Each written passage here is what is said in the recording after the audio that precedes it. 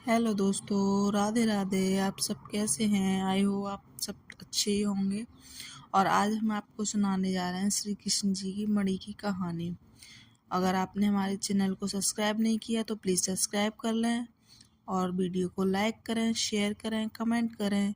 चलिए तो आपको सुनाते हैं हम। एक बार भगवान श्री कृष्ण बलराम जी के साथ हस्तिनापुर गए।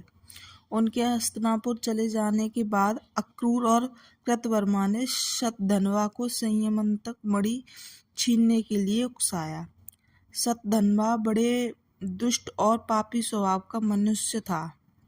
अक्रूर और कृतवर्मा के बहकावे पर उसने लोभवश सोते हुए सत्राजित को मौत के घाट उतार दिया और मणि लेकर वहां से चला गया। शतधन्वा द्वारा अपने पिता के मारे जाने का समाचार सुनकर सत्यभामा शोकातुर होकर रोने लगी। फिर भगवान श्री कृष्ण का स्मरण कर उसने यह प्रतिज्ञा की कि जब तक श्री कृष्ण शतधन्वा का वध नहीं कर देंगे वह अपने पिता का दाह संस्कार नहीं होने देगी। इसके बाद उसने हस्तिनापुर जाकर श्री कृष्ण को सारी घटना से अवगत कराया। वे उसी समय सत्यभामा और बलराम जी के साथ हस्तिनापुर से द्वारका लौट आए। द्वारका पहुंचकर उन्होंने शतधन्वा को बंदी बनाने का आदेश दिया। शतधन्वा को ज्ञात हुआ कि श्री कृष्ण ने उसे बंदी बनाने का आदेश दिया है और वह भयभीत होकर कृतवर्मा और अक्रूर के पास गया और उनसे सहायता की प्रार्थना की, किंतु उन्होंने सहायता करने से इनकार कर दिया।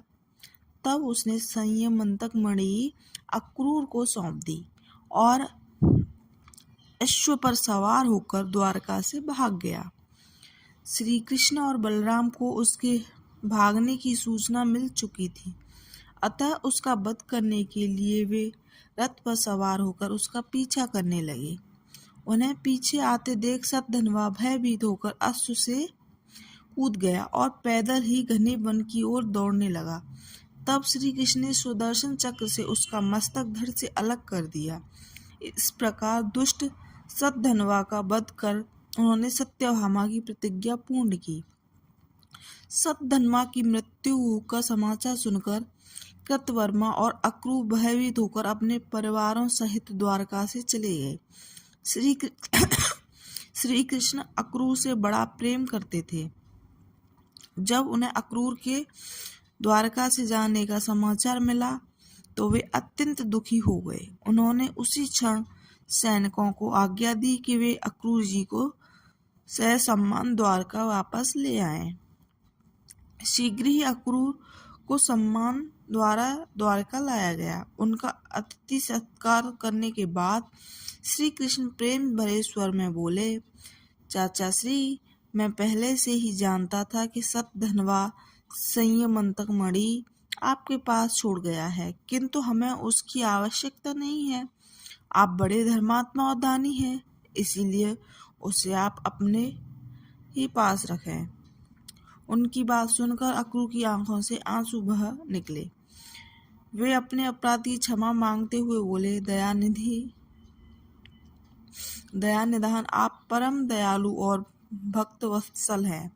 मैं आपकी शरण में हूँ, आप मेरे अपराध को क्षमा करें। यह कहकर उन्होंने मणि उन्हें सौंप दी। तब भगवान श्री कृष्ण ने उन्हें गले से लगा लिया और वह मणि वापस उन्हें लौटा दी। अक्रूर जी ने तभी ये प्रण किया कि वे अब लालच से हमेशा दूर रहेंगे, क्योंकि लालच बुरी बला होती है। राधे राधे।